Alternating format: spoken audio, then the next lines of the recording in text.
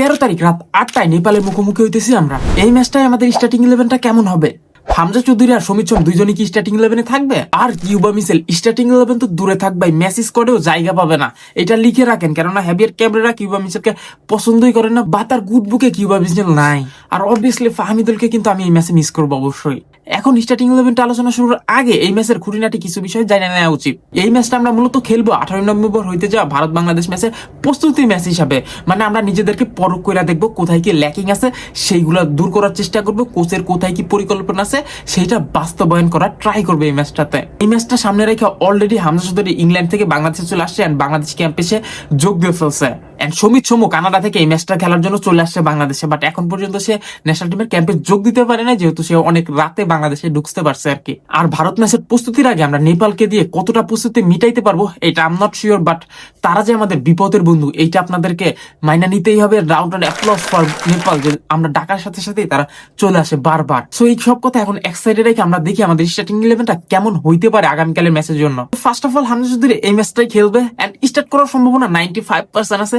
So এটার জন্য খুশি হয়ে যান, বাট ওয়েট, এত খুশি হওয়ার দরকার নাই। সমিত সোম 90% চান্স আছে এই ম্যাচটা তিনি খেলবেন না, তাকে হয়তো বা রেস্ট দিবে কোচ এন্ড ভারত ম্যাচের জন্য ফুল ফিট রাখবে সমিত সোমকে। সমিত সোম যেহেতু অনেক রাতে অর্থাৎ মঙ্গলবার অনেক রাতে বাংলাদেশে ঢুকতে পারছে এন্ড ন্যাশনাল টিমের ক্যাম্পেও সেই রকম ভাবে সময় কাটাইতে পারে নাই, ট্রেনিং সেশন গুলো অ্যাটেন্ড করতে পারে নাই।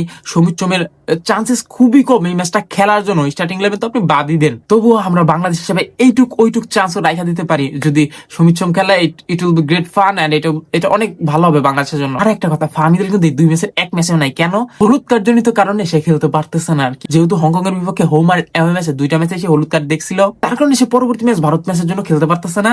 দ্যাটস ওয়াই কোচ তাকে নেপাল ম্যাচেও রাখে নাই।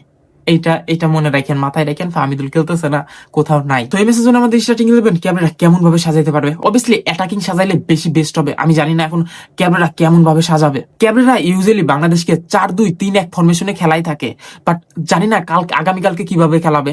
অ্যাজ ইউজুয়াল যদি আমরা ধরি এই ফরমেশনে ক্যাবরেরা আগামীকালকে স্টার্ট করাইতে পারে। তো স্টার্টিং 11 ফার্স্টে গোলকিপার যদি বলি, ফার্স্ট চয়েস অট চয়েস বলতে পারেন মিতুল মার্মা। মিতুল মার্মা কেন? মিতুল মার্মা বেস্ট চয়েস বর্তমান স্কোয়াড। দেন আমরা যদি ডিফেন্সের কথা বলি, অবভিয়াসলি সাদউদ্দিন তার ফেভারিট খেলোয়াড়, তাকে সে রাখবেই ভাই। এটা আপনি যত দুনিয়া উল্টা ফেলাইলেও সাদউদ্দিনকে সে রাখবেই। দেন তারিক কাজী থাকতেছে এই ম্যাচে, 110% শিওর থাকেন তারিক কাজী।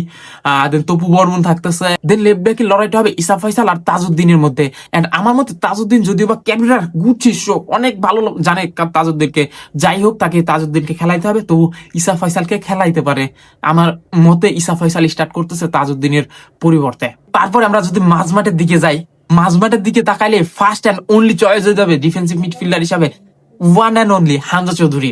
রাইট সেন্টার মিডে কে খেলবে? সমিত সোমের one of the best chance ছিল, কিন্তু সমিত সোমের ট্রাভেল এন্ড সবকিছু বিবেচনা করার পরে সমিত সোমকে হয়তো বা এই ম্যাচটার স্টার্টিং 11-এ নাও রাখতে পারে। সেই ক্ষেত্রে কে বেস্ট চয়েস হইতে পারে? বেস্ট চয়েস হইতে পারে সেইখানে কাজেম শাহ, বাট কাজেম শাহকেও এই ম্যাচে হয়তো বা খেলায় বিয়ে না কামরেরা।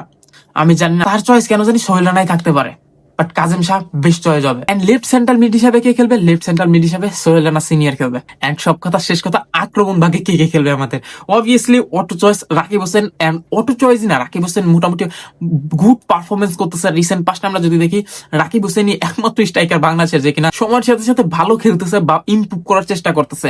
Big applause for Rakib Hossain. যদিও বা রাকিব হোসেনকে আমি দেখতে পারতাম না, বাট তার মধ্যে অ্যাঙ্গার আছে, তার মধ্যে ক্ষুধা আছে ভাই ভালো করার। এন্ড গোল স্কোরও করতেছে টুকটাক, বাট ভালো করতেছে। রাকিব হোসেন অটো চয়েস আপনার জন্য।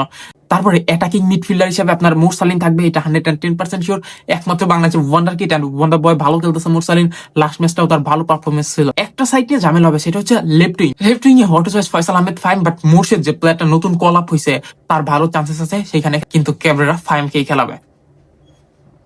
এইটাই হইতে পারে আমাদের স্টার্টিং 11। সো কেমন লাগলো আপনাদের কাছে এই স্টার্টিং 11টা? ভিডিও ভালো লাগলে লাইক কমেন্ট আর সাবস্ক্রাইব করতে একেবারেই ভুলবেন না। আর এই ভিডিওটা আপনার প্রত্যেকটা বন্ধু বান্ধব এন্ড বাংলাদেশের প্রত্যেকটা ফুটবল প্রেমীর কাছে ছড়াই দিতে পারেন বা শেয়ার করে দিতে পারেন। And thank you for watching.